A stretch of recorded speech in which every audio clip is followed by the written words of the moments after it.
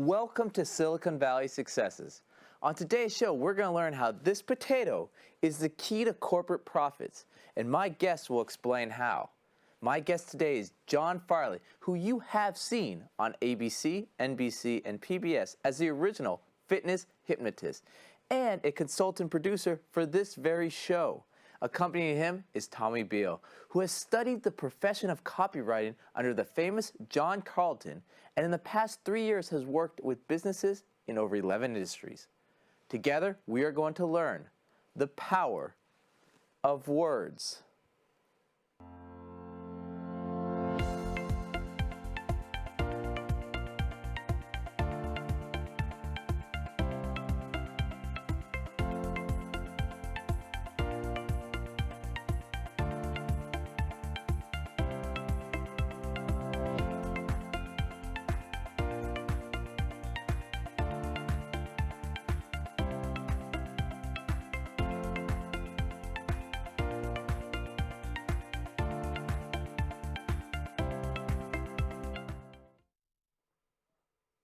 Tommy, John, welcome to Silicon Valley Successes. Thanks for having us, Sean. Delighted to be here. All right, guys. Now, both of you guys have this amazing background. Give the audience at home a little bit of intro into each of yourselves. John, could you give a little background? So I studied hypnosis, and what fascinated me was words, how words can change a person's mind. Because essentially a hypnotist is about changing a person's mind. But words can do that too. And they do that in the form of copy, but just so the audience knows, we're talking about ad copy. We're not talking about trademarks or patents or any of that stuff. So I got into it because I was a personal fitness trainer and I had to get clients. And so I wrote letters to attract people to what I was offering, which was personal training. Oh, wow. So the letters you're writing convinced the random people to become your clients and change their whole life? So the first thing I had to do is, first I had to learn it, right? So I had to learn how to get people's attention. So what you did with the potato was hopefully you got the viewer's attention. The potato is John's idea for everyone at home. In case they're wondering. Yeah. So the potato it's kind of a weird thing, right? You haven't done a potato show before. I don't think anyone has. I don't think anyone has. So it kind of breaks their preoccupation, gets their attention, and that's really the first key. That's really the first key. But then you have to do something else. So here, take this straw. So here's what I'd ask you to do. Put this straw, see if you can put this straw through the potato. Okay, so that was actually better than most people. Most people attempt to do this, they go like this, and they can't get it through. But so if you take it like this, and you go, it goes right through. Wow. So what does that have to do with anything? It has everything to do with everything. You want your message to go through and to the prospect. You want to communicate. So the first thing is impact. You hold it up. Hey, you're going to learn how a potato has to do with profits. Breaks your preoccupation.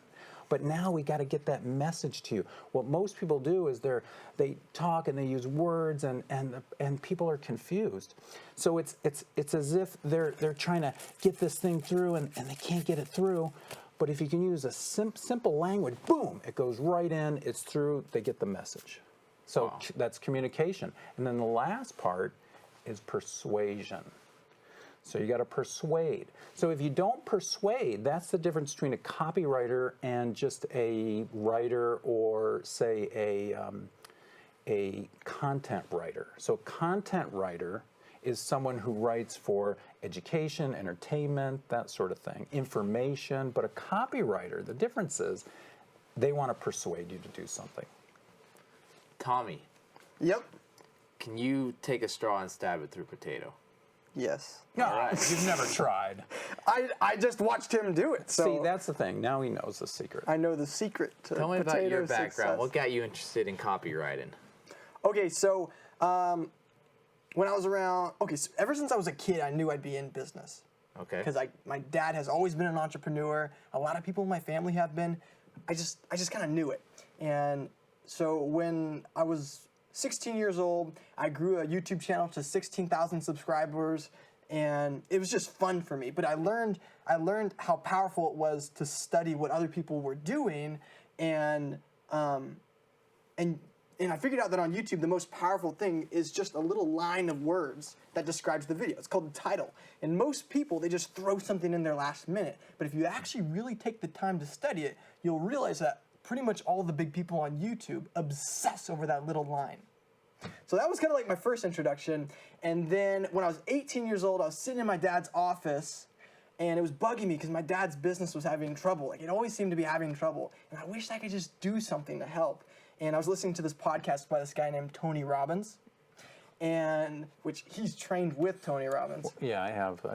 Yeah. Which, And I've on a side we've note, shaken hands. Okay. on a side note, and so what happened? I was listening to a podcast. He brought on this guy who's arguably the greatest marketer alive, Jay Abraham. He's grown over 10,000 businesses. They call him the $21 billion man because that's how much he's generated for people.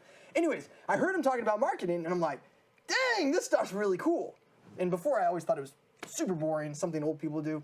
Okay. And People over 25. yeah, but then ever since that day, I kept studying it. I mean, I got so excited about it. The first time I heard it, it took me 3 hours to get through a 50-minute recording, and I was so excited to write down a bunch of ideas. I got my dad's team together. I met with my dad, and we had a meeting, and I told him we need to do this, this, and this to grow the business. And everyone's like, yeah, that's a good idea. I'll give you this feedback and that. And the next day, nobody did anything. And it like depressed me. I'm like, I don't get it. Like, I thought everybody wanted to grow the business.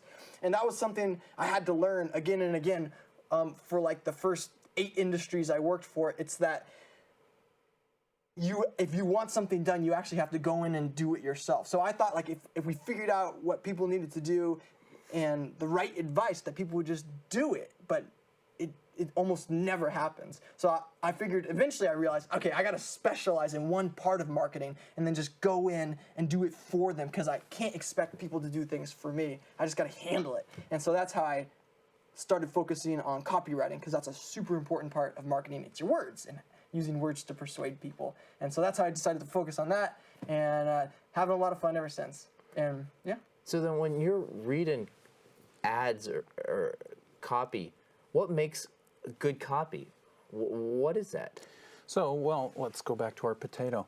So the first thing, it's got to grab your attention, because if you don't notice it, it's useless. So usually the headline, that's going to get, if we divide it into 5, right? 4 of the 5 units of attention, let's call it, is going to go to the headline. So you got to get people's attention. So when you started your monologue, you had a potato, talked about how a potato relates to corporate profits. That should hook people, if they're interested at all. And then from there, now we gotta communicate the message. We gotta get simple, and then we gotta persuade. So what would your recommendations be for a startup when they're creating their first marketing campaign? So this I've seen a few times. Like, companies think it's just words. There's an assumption, hey, I'm a good speaker, I'm a good writer, I know what I'm talking, I can communicate this clearly. And yet they have no, it's like they're trying to, I can communicate this clearly, and they can't get through to the reader, to the listener. They really can't, but they think they can. And then they find out later, after they've done ads, after they've written a brochure, after they've done a website, and they go, how come nobody is signing up for our thing? How come nobody's opting into our list? How come nobody's calling our phone number? How come nobody's taking the action that we thought they were going to take? And the answer is because the words were ineffective. But usually what ends up happening is someone does it through Facebook. For example, they do ads through Facebook. And when it doesn't work, then they say, oh, Facebook ads don't work. Mm-hmm. Or if they run it in a newspaper and it doesn't work, they go, oh, newspaper advertising doesn't work. It's a total letdown. But in reality, like a very serious copywriter who spends tons of his time obsessing over words and writing, he may have to write 80 ads to get one that's a winner. So then how are they testing these ads then? You you try to do it in small, safe ways, and it's really easy to do with Facebook advertising nowadays. Okay, so you'd use Facebook advertising to do little campaigns, Yeah, tweak the results or tweak the words till you get results. yeah, And then once you get those results, then just pour the money in, let it go. Yeah, I mean, see, here's Kinda the like thing. that, yeah. Most of the ads that are run online or anywhere else are going to fail.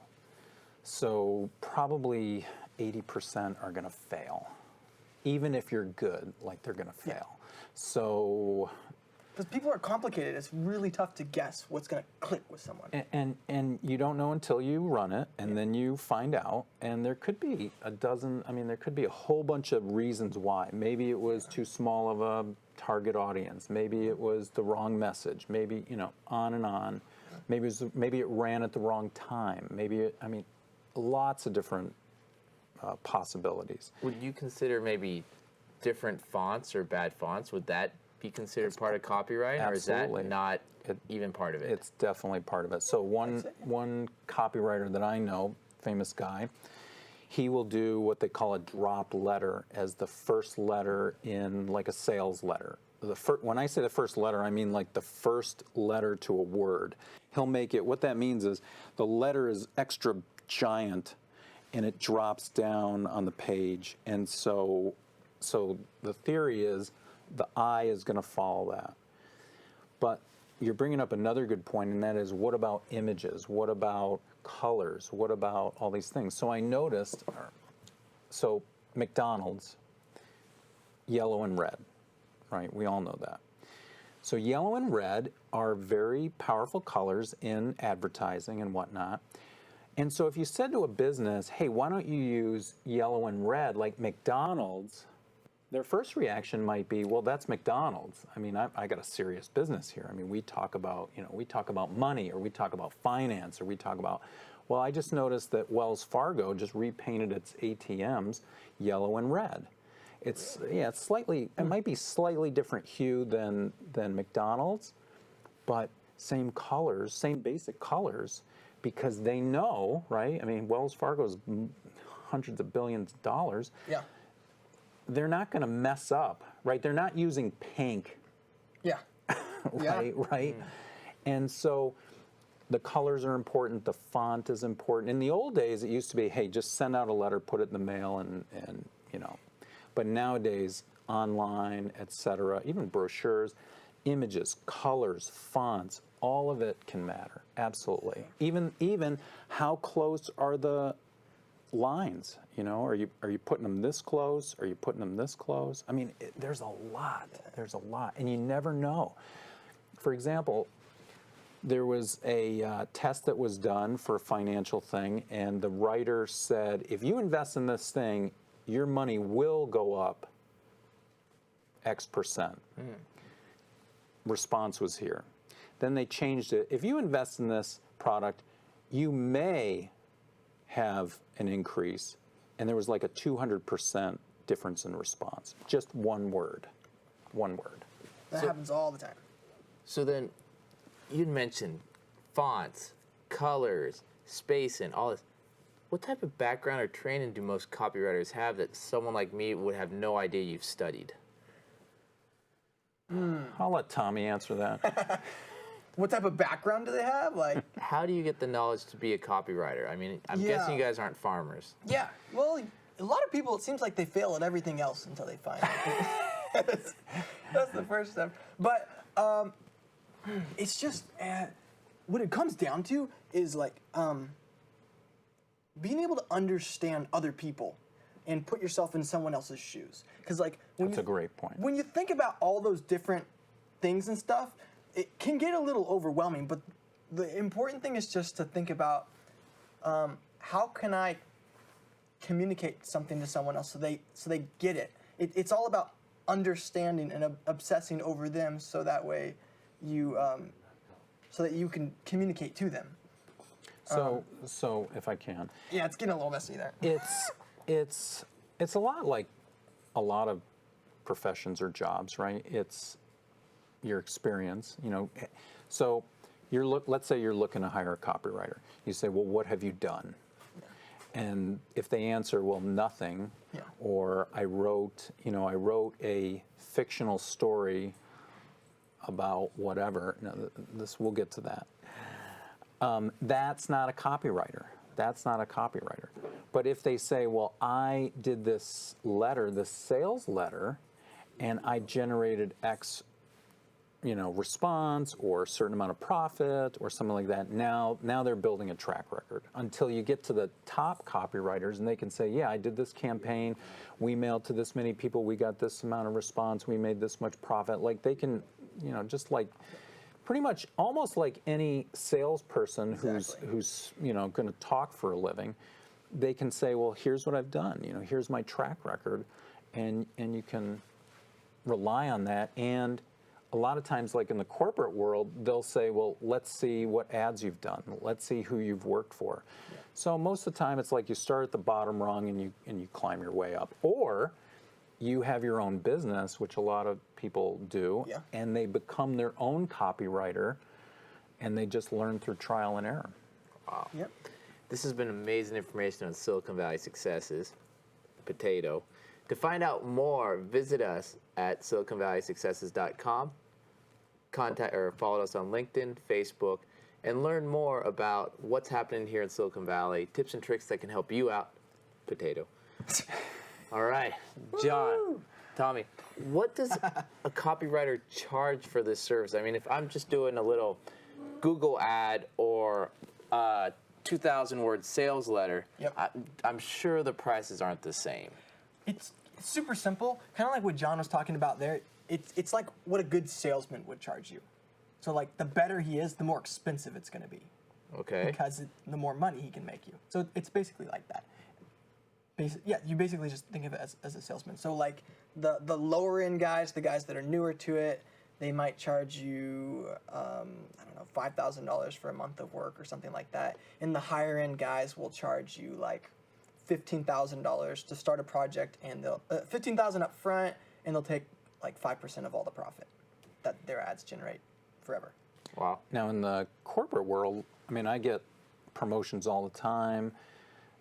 Big companies looking to hire a copywriter, they'll typically pay anywhere from $30 to $65 an hour. Okay. Yeah. Yeah, something like that. Yeah. And if you're a brand new copywriter, how do you start off? How do you get those first few gigs? You become a shameless whore. Okay. Okay. Yeah. You Potato. you take every job you can get, and you just get experience under your belt, and eventually a few things start to click, and you get some successes, and you can show it to other people, or other people see who you're studying under, things like that, and then you just build it up over time, So do anything to build your portfolio. Yeah. Well, and so like in a lot of things, like personal trainers, Yeah. right? They'll start off if they've got no, depending on their education, depending on their background, they're just looking for clients. They may even take on free clients for a testimonial. But so here's the important thing. Yeah. If you're writing copy, you need proof.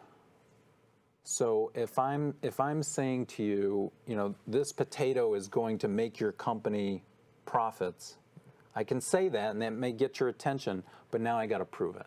Yeah. Now I got to show you some proof. And if I've got 5 or 10 or 20 people and they all go, you know what, this potato made us 25, then I've got some proof, because that's what it's all about. It's all about, the copywriter's job is to prove to you that whatever product or service that they want you to engage in or buy does what they claim it does. And to the extent that you believe that, you buy, and to the extent that you don't, you won't. Now, can copywriters come in and help startups with their pitch for investors or their story for the customers? How can copywriters help that early stage 2, 3, 4 person team? Yep. And how about we show you, okay? So he's got a lot of energy. This is So this is a company that I just became a co-owner of, and we are just in the process of figuring out how to sell this. Okay? So John and I can show you. So I'll just show you the product real quick. Okay? Okay. Stand here Right so here. the camera can get you. This is Silicon Valley Successes. Okay. Great. All right. So this is like a mix between a kettlebell and Just look that way. and a medicine ball and a few other things, and it's designed to travel because you can take the water out of it and just put it in your suitcase. So you can do like kettlebell swings, or you can do like dips and you can do stuff on the ground. Am I allowed to go on the ground? No. Let's keep, because right now we got to focus on Okay. that one camera All so right. everyone home can Okay. see you. All right, so you can use it for different things, and some people like this because it has like this fluid motion because there's water in it. When you come to a stop, it kind of pushes it a little further. So it's kind of interesting. So some tennis players use it, and an All astronaut right, uses it. sit back too. down. All right, so we have a product here. How would a copywriter approach this? So that's quite the challenge, because I looked at that, I looked at the videos for this, and so here's the thing, like when you have, if it was obvious that this was a great thing, then it'd be easy to sell. It'd be like if you needed a mug. I don't need to write 50 pages to get you to buy a mug. If you need a mug and you want a mug, Okay. all I got to say is, we got a great mug, and you buy it. Yeah. But with this, I mean, you didn't wake up today and say, I need this thing. So, Yeah. and how does it compare to a kettlebell, or how does it compare to a medicine ball? And so the copywriter's got to do a ton of research, and he's got to really think about, like, what's the angle? Like, what's the positioning? Like, why this? Why would you pay good money for this thing? And that can be hard. I mean, that can be quite hard, and that's, and it may not be possible. So, Yeah. So, in your research before the show, Yeah, what were some of the things you came up with yeah. for this amazing device here Yes. to sell it. to sell it? Yes. So far, the first thing I'm figuring out is, well, I'm studying the competition and the people who we can sell it to, and Okay. I'm figuring out that actually, so originally this was marketed by a husband and a wife, and they tried to say this could be used for men, and this could be used for women, and this could be used for everybody. But the thing is, as a copywriter, we know that nobody likes to be a part of a massive group. We want to know that you're talking to me. I want to know you're talking to me. I want it unique. And so when it came out to working out, I've figured out so far that first off, you can't make something for guys and girls. Yeah. And if you want proof of that, there's men's fitness and women's fitness, but there's not men and women's fitness Okay. magazines. I mean, men's fitness, And then I figured out that guys are very interested in six packs, and they're very interested in watching videos that don't just tell them how to do it, but actually do the workout with them. And they want it to be right about 10 minutes. 10 minutes is the sweet spot. And then women are actually not interested in six packs. They're interested in the flat stomach.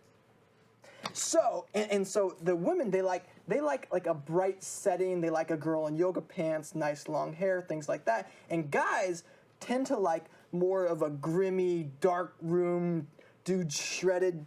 So you're talking sweats about more pouring the down him. ambience of the videos itself, and you're gathering information there that you're then going to later incorporate into the copywriting? Yes. yeah. Okay. And then the copywriting will go into videos we use and content and everything, because all of communications is words, So, anyways, that's how I'm approaching it so far. Okay. Well, I would say, and so words get turned into pictures in the mind. Yeah. So we call that word pictures. So, for example, do you want me to show you this book? This is a cool book. Let me hold it up for the camera right there. So you see that on the front of that there are a couple words, a few words, and there are two images. And so the idea with this is not an ad. This book is not an ad book. It's a story.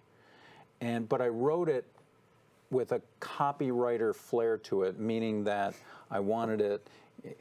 You're reading the back. Yeah, I can tell you're reading the back. And but the images on the front are meant to entice and to get people's attention. So there you go. And for anyone at home, if you read the back of this book, you would be deeply concerned about whoever wrote it. Well, I read the whole thing after I read the back. I'm sure you did. I'm sure you did.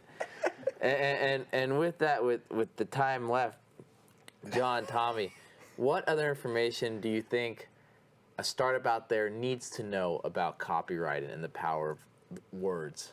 Well, they need to actually think that it's important, because I've noticed that a lot of startups, especially in Silicon Valley, are focused on innovation, technology. They pitch, they think, oh, I just got to talk about the technology. But they don't realize that half the time nobody knows what they're saying. The other half of the time, it's still not clear, even if they kind of get what they're saying. It's still not really crystal clear. And then they don't make a call to action. So I would say they need to appreciate that what's written, how they present, is critically important. Tommy, what do you want to add to this? Read one book and you'll be good. What do you mean by one book? It's called Scientific Advertising, and it's by a guy named Claude Hopkins. And all the great marketers say you need to read that book. Even I don't know if you ever heard of Ogilvy Advertising. No. Okay.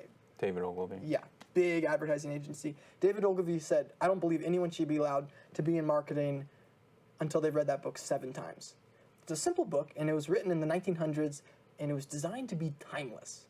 So he focused on aspects of human nature he learned. This was a ridiculously successful advertiser. I don't think we'll ever see someone so successful ever again. And he just focused on parts of humans that will never change. So if you just read that, it'll help give you the right perspective. But if you want to save a little time, basically it comes down to realizing that it's about serving other people. And a marketer's job, a salesman's job, is to serve other people. And part of that is you need to think through how you're talking to people, because they may not actually be understanding you. And it may take a little bit of work to actually figure out how to properly communicate to people. And maybe you should take the time to study and learn how to communicate, or hire someone who can help you, because if people don't understand you, how are they ever going to be able to buy what you have? So. And with that, John, Tommy, 30 seconds. Your ideal customer, how can people get a hold of you? So for me, as the fitness hypnotist, I focus on helping people lose weight, get out of depression, anxiety, that sort of thing. They can go to fitnesshypnotist.com, and if they're a business and they want to bring in mindfulness meditation or things of that nature, I can help them there. Tommy. My ideal client is somebody who's someone who has something that they know helps people, but they're really just having trouble getting people to understand that. And how can people get a hold of you? You just go to TommyBeal.com. It's very blank and very mysterious right now. TommyBeal.com. But you can contact me through that. And with that, everyone at home, thank you. This is the end of season 1 of Silicon Valley Successes, 40 episodes, and I hope through this potato you learned a great deal today. Thank you again, everyone. It's been a great season 1.